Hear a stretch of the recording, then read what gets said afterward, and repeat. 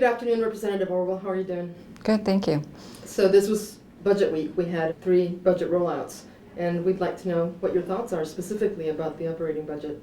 Yes, it's been a tough week. We released the budget. We have a very serious deficit that we had to address.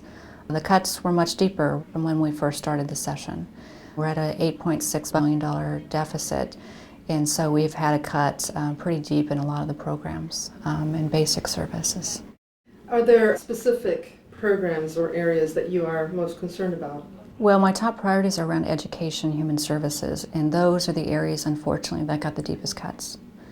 And, I think the decisions made were, how do we do this in a way that protects the most vulnerable?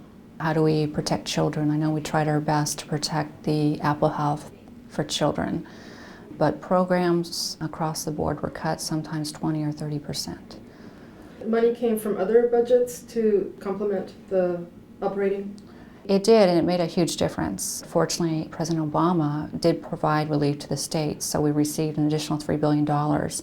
A lot of that was in Medicaid dollars that will help seniors and persons with disabilities.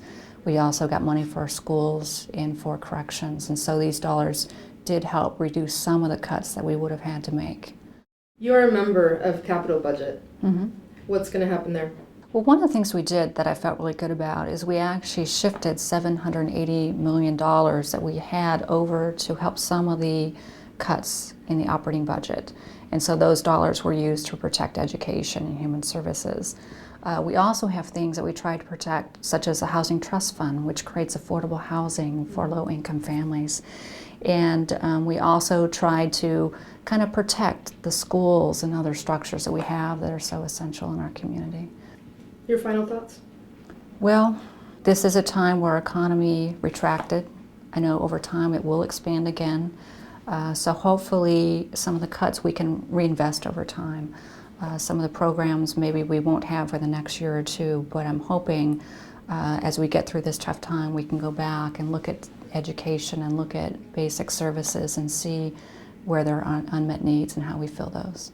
We're facing some very difficult times, but that said, our country has faced difficult times before and we've gotten through it.